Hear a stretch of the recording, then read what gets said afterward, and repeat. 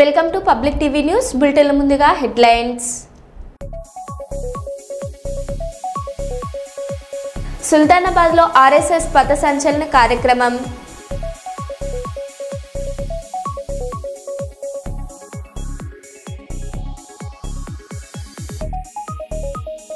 Wine షాప్లపై రాజగోపాలారెడ్డి సంచలన వ్యాఖ్యలు.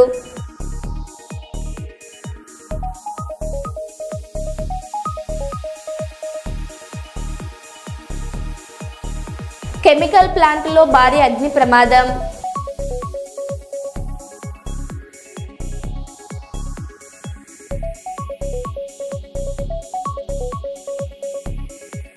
Tirupati SV Vedic యూనివర్సిటీలో చిరుత సంచారం.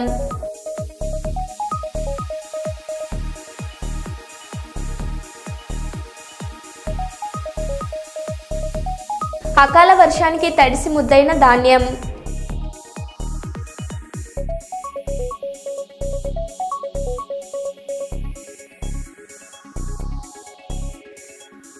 ఇక వివరాల్లోకి వెళ్తే, హైదరాబాద్ జూబ్లీహిల్స్ నియోజకవర్గంలో ఒక్కో ఇంట్లో 250 ఓట్లు, 180 ఓట్లు, 80 ఓట్లు, 90 ఓట్లు ఉన్నాయి. ఇలా మొత్తం సుమారు 20,000 ఓట్లు కాంగ్రెస్ పార్టీ కొల్లగొట్టడానికి చూస్తుంది. ఒక ఇంట్లో 24 ఓట్లు ఉన్నాయని వెరిఫికేషన్ కోసం వెళ్తే ఆ ఇంటి యజమాని వీళ్ళెవరో నాకు తెలియదు, ఇవన్నీ దొంగ ఓట్లు అని అంటున్నాడు. ఇంకో ఇంటికి వెళ్లి చెక్ చేశాం, వాళ్ళ ఓట్లు ఇంకో దగ్గర ఉన్నాయి, జూబ్లీహిల్స్ నియోజకవర్గంలో ఉన్నాయి.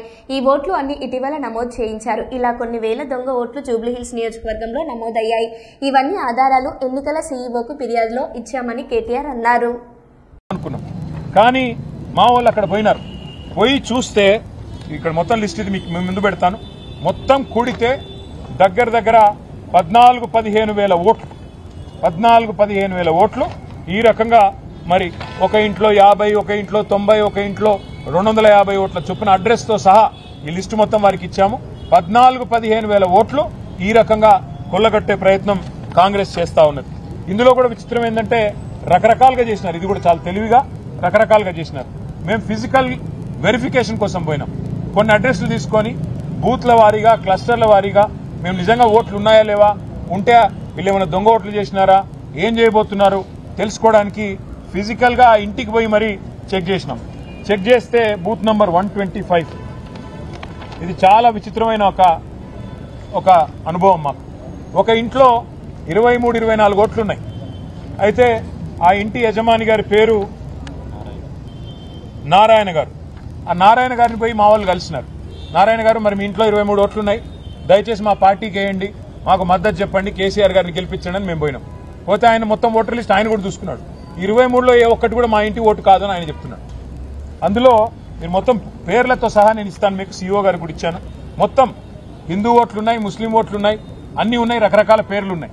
ఆయన మొత్తం చూసి ఆశ్చర్యపోతున్నాడు. ఆయన వీళ్ళెవ్వరూ నాకు తెలియదు, ఈ ఓట్లు ఎక్కడికి వెళ్ళి వచ్చినాయో నాకు తెలియదు, నాకు సంబంధమే లేదు, కొన్ని కిరాయి వాళ్ళు అనుకుంటే నేను జీవితంలో ఎన్నడూ ఏ ముస్లిం ఫ్యామిలీకి కూడా నేను కిరాయికి ఇవ్వలేదు, కాబట్టి ఇవి ఎక్కడి నుంచి వచ్చినాయో నాకు తెలియదు, ఖచ్చితంగా దొంగ ఓట్లు అని చెప్పి ఆ నారాయణ గారు కూడా ధృవీకరించి మా వాళ్ళకి చెప్పారు. దాంతోపాటు మేము ఇంకా కొన్ని ఫీల్డ్ వెరిఫికేషన్ కూడా చేసినాం. ఒక ఇంట్లో 47 ఓట్లుంటే ఆ ఇంటికి కూడా పోయినాం. ఇది ఇంటి నెంబరు 8-3-2-231/B/118. ఈ ఇంటికి పోయినాం.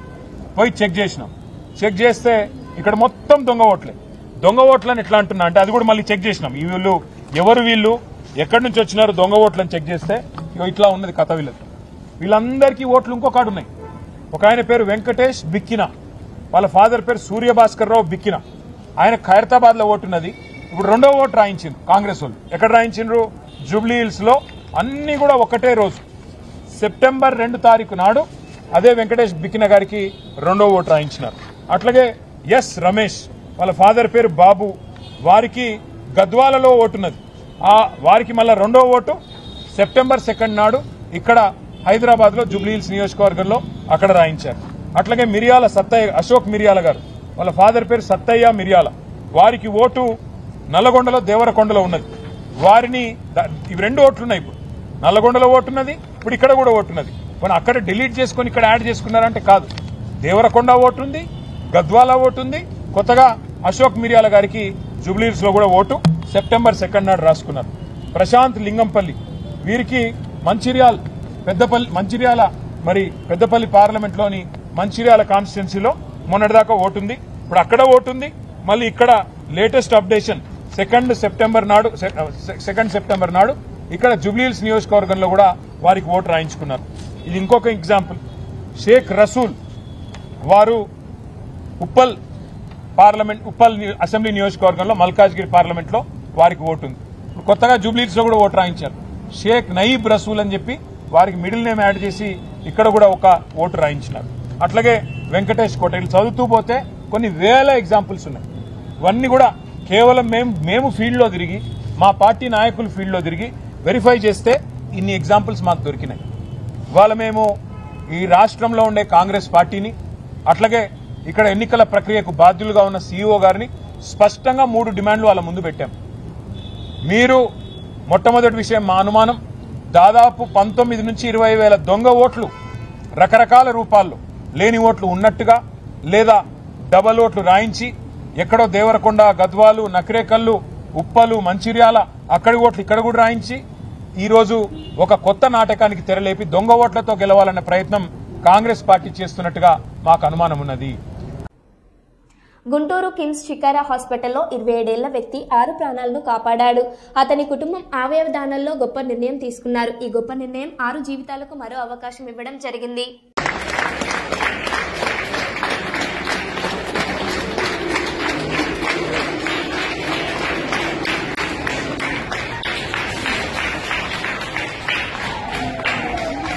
హలో సార్, బయలుదేరుతుంది సార్, ఇప్పుడే బయలుదేరింది.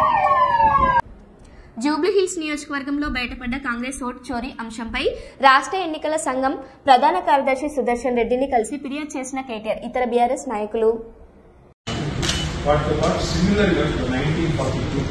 అడ్రస్ తో సహా వాళ్ళ ఎపిక్ మెంబర్స్ తో సహా వాళ్ళ ఫాదర్ నేమ్, వాళ్ళ ఏజ్ మొత్తం సర్వం ఇవన్నీ డిలీట్ చేయాల్సి నంబర్ 1. ఇది ఒక రకమైన మేము చాలా ఆశ్చర్యకరమైన విషయాలు తెలుస్తున్నాం. ఎంత సర్ప్రైజ్ అయినా చూసి 2-3 రకాల డిస్టర్బెన్సెస్ ఉన్నాయి ఇందులో. అదేమో ఇవన్నీ అపార్ట్మెంట్ బిల్డింగ్ అనుకున్నాం మేము కూడా.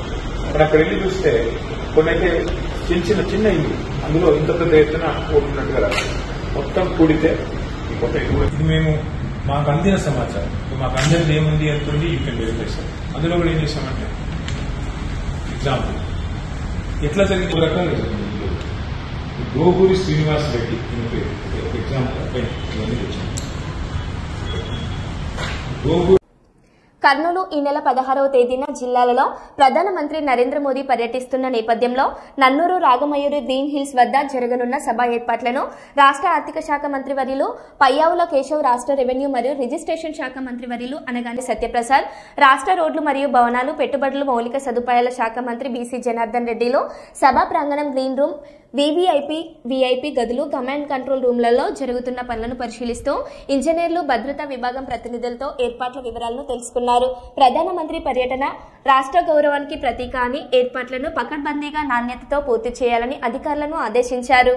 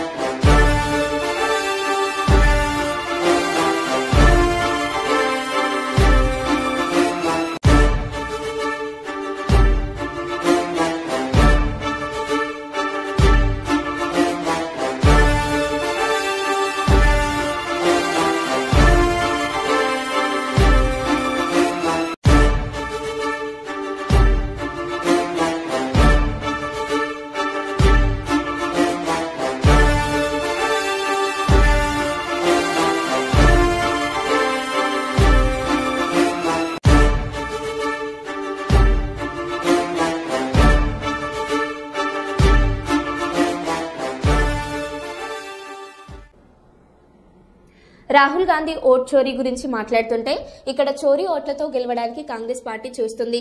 ఆ విషయంలో ఆధారాలతో సహా సీఈఓని కలిసి ఫిర్యాదు చేశాం. ఇవాళ 3-4 రకాల దొంగ ఓట్లను జూబ్లీహిల్స్ ఓట్లలో చేర్పించడానికి కాంగ్రెస్ పార్టీ ప్రయత్నించింది.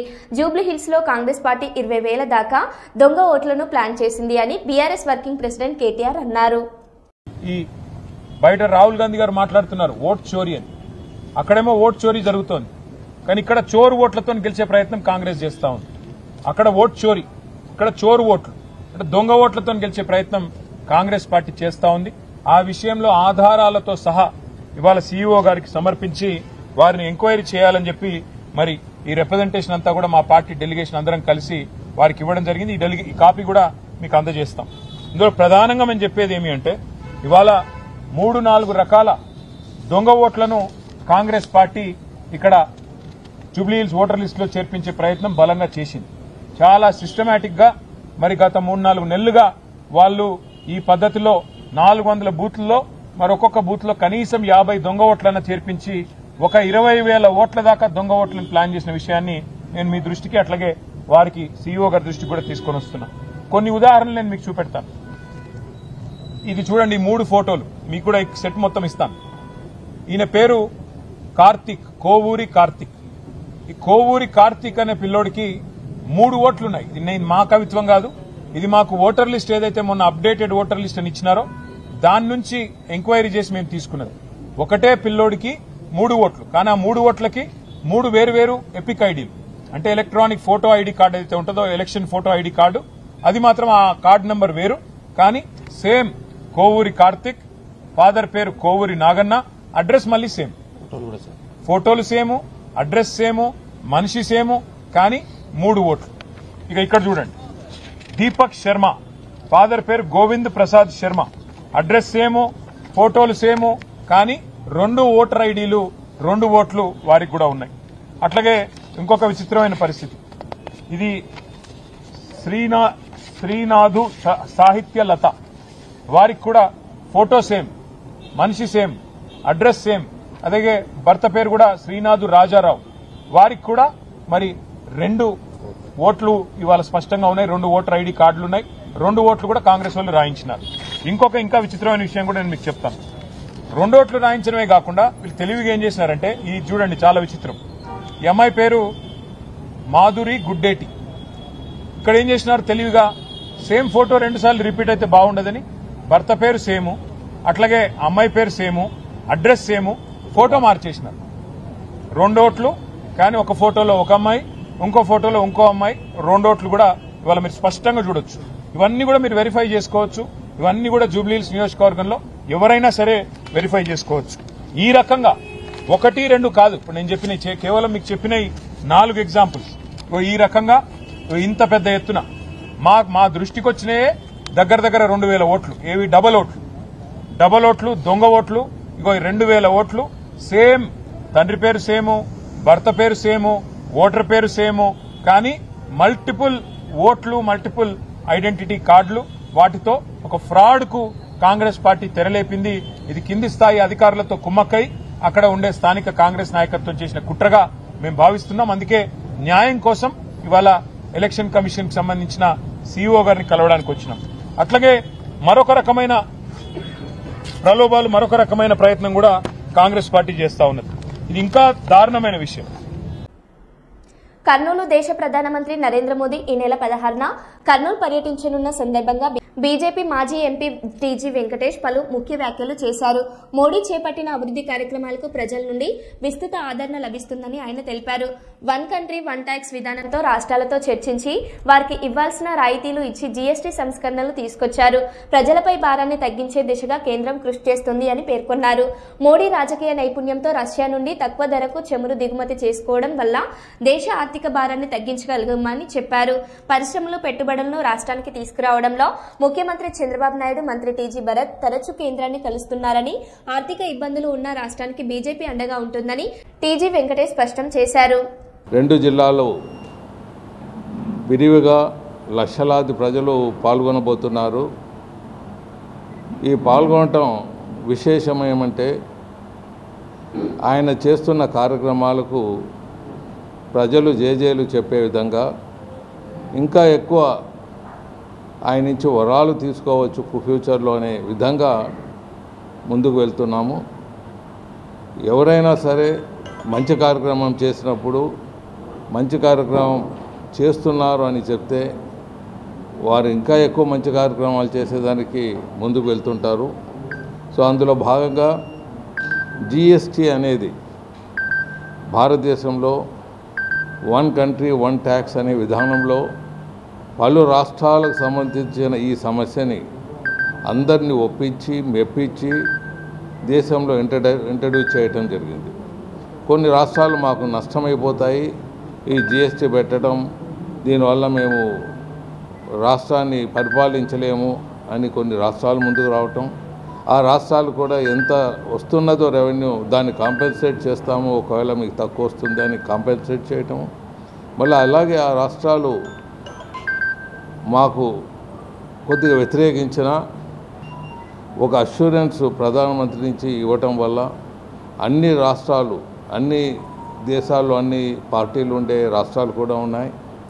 అలాంటప్పుడు ఆయన అందరినీ కన్విన్స్ చేసి జిఎస్టీ ఇంట్రడ్యూస్ చేయటం, ఆ జిఎస్టీ తక్కువ అవుతుంది మాకు నష్టపోతుంది అన్నందుకు జిఎస్టీ కొద్దిగా ప్రజల మీద భారం కూడా పడ్డదప్పుడు ఆ భారాన్ని తీర్చే విధానంలో రెవెన్యూ కలెక్షన్ చక్కగా చేస్తూ ఆ భారాన్ని తగ్గించే విధానంలో ప్రజలకు మేలు చేసే విధానంలో 18% నుంచి 5%, కొన్నిట్లో 7.5%, 12 నుంచి 5%, 7.5 ఇలా ట్యాక్స్ని తగ్గించి, అంటే ఇది ఆషామాష కాదు, భారతదేశంలో రెవెన్యూ చాలా ఎఫెక్ట్ ఇస్తుంది.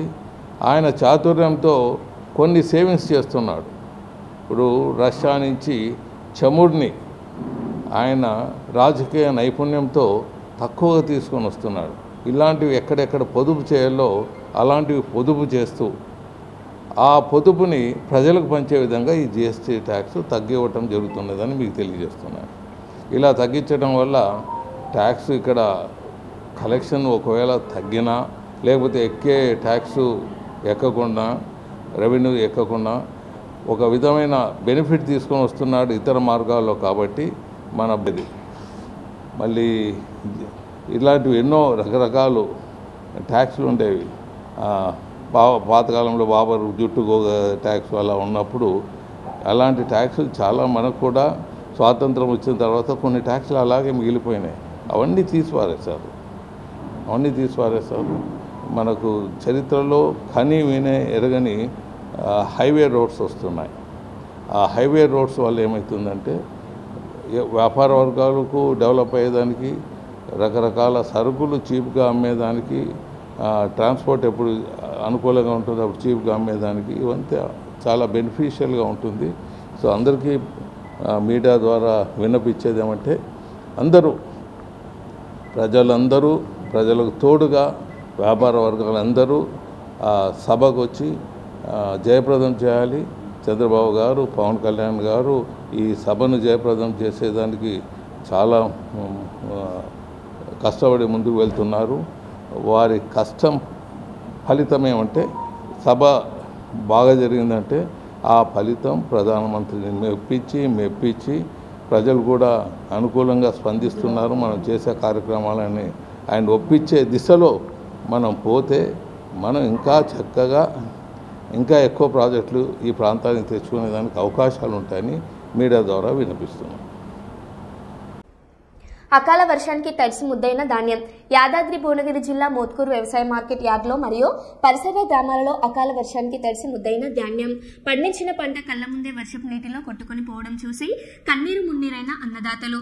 35 నుండి 40 లారీల వరి ధాన్యాన్ని కుప్పలుగా పోసి వారం పైన నుండి ఆశతో ఎదురు చూస్తున్న రైతుల ఆశలపై నీళ్లు చల్లిన అకాల వర్షం. ఇప్పటికైనా ప్రభుత్వం కొనుగోలు కేంద్రాలు ఆరంభించి తడిసిన వరి ధాన్యాన్ని రైతుల వద్ద నుండి ఎలాంటి షరతులు లేకుండా కొనుగోలు చేయాలని డిమాండ్ చేస్తున్న రైతులు. ఎక్కువైతుంది. ఒడ్లు మొత్తం వానలు వచ్చి కొట్టుకుపోయిన ఒడ్లు కూడా చూసినారు అందరూ. నాతో పక్కల్లో కూడా కొట్టుకుపోయినాయి. ఇప్పుడు ఇంతవరకు కొనుగోలు చేయకపోవడం, గవర్నమెంట్ నిర్లక్ష్యంగా ఉన్నందుకు మా రైతులు నష్టపోయి ఇబ్బందులు పడుతున్నాము. ఇప్పటికైనా గవర్నమెంట్ పచ్చి అయినా ఏదైనా కొనాలని కోరుకుంటున్నాము. బోయిని ఆకయ్య, మాది మోత్కూరు గ్రామం. నేను వారం రోజుల కింద ఒక 5 ఎకరాల వరి పంట ధాన్యాన్ని, ఒక 6 ట్రిప్పుల వరి ధాన్యాన్ని ఇక్కడ పోసిన. ఒక వారం రోజులు అవుతుంది. కానీ ఈ తడిసిన ధాన్యాన్ని కూడా ప్రభుత్వం కొనుగోలు చేయాలని, అలాగే ఈ కొనుగోలు కేంద్రానికి తొందరలో ప్రారంభించాలని మా రైతుల తరఫున నేను కోరుకుంటున్నాను. మాతో పాటు చాలా మంది ఇక్కడ రైతులు ఒక 50-60 బస్తాలు మోరీలో పోయినాయి. ఇవన్నీ మా పంట నష్టం ఏదన్నా నష్టపరిహారం చెల్లించినా కానీ మాకు ఆదుకున్న వారు రైతులని ప్రభుత్వాన్ని కోరుకుంటున్నాను.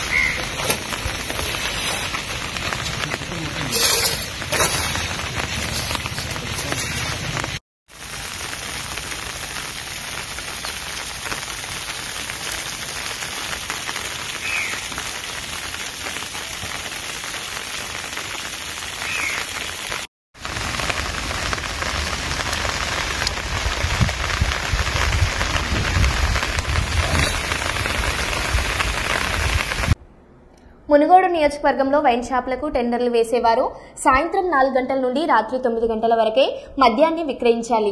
వైన్ షాపులు ఊరి బయటే ఉండాలి. సిట్టింగ్ నడపకూడదు. బెల్ట్ షాపులకు మద్యం అమ్మకూడదు. సిండికేట్ ఉండొద్దు. ప్రజలను ఆరోగ్యవంతులుగా తీర్చిదిద్దడం, మానవ జీవన ప్రమాణాలు పెంచడం, బెల్ట్ షాపుల నిర్మూలన, మహిళా సాధికారతే నా ఉద్దేశం. ఎవరిని ఇబ్బంది పెట్టాలని కాదు. నియోజకవర్గ ప్రజలు, యువత మద్యం మత్తును వదిలి ఆర్థికంగా ఎదగాలని నా కోరిక. ముఖ్యం. టెండర్లు వేసి వైన్ షాప్ వాళ్ళకి ఏం చెప్తున్నామంటే, మీరు టెండర్లు వేయదలుచుకుంటే వైన్ షాపుల పక్కన పర్మిట్ రూమ్ అని ఉంటుంది. అది మా డే టైంలో తాగుతుర్రు. అక్కడికి వచ్చి అక్కడ అందరి చుట్టుపక్కల ప్రాంతంలో అందరికీ ప్రాబ్లమ్స్ అవుతున్నాయి. అక్కడ పర్మిట్ రూమ్ అనేది ఉండదు. మా మునుగోడులో మేము నడవలేమని చెప్పినాం. అలౌ చేయను. నేను ఎమ్మెల్యేగా ఉన్నంత వరకు ప్రజల ప్రాణాలు, ప్రజల ఆరోగ్యమే నాకు ఇంపార్ట్ తప్పితే ప్రజల జీవితాలతో ఆడుకునే ఎవరు ఏ పని చేసినా ఎట్టి పరిస్థితుల్లో ఒప్పుకునే ప్రసక్తే లేదు. ఊరు బయట ఉండాల్సిన వైన్ షాపు ఊరు సెంటర్లో ఉంటుంది.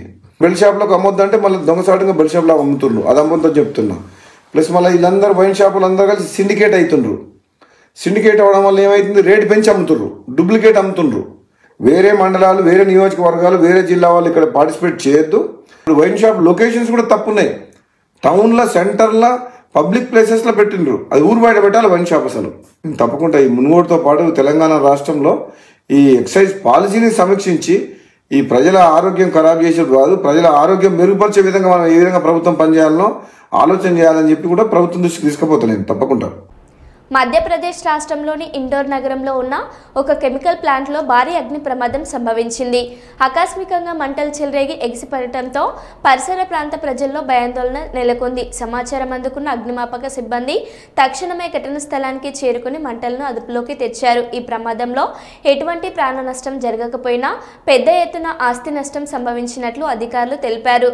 అగ్ని ప్రమాదానికి గల కారణాలను గుర్తించేందుకు సంబంధిత విభాగం దర్యాప్తు చేపట్టింది.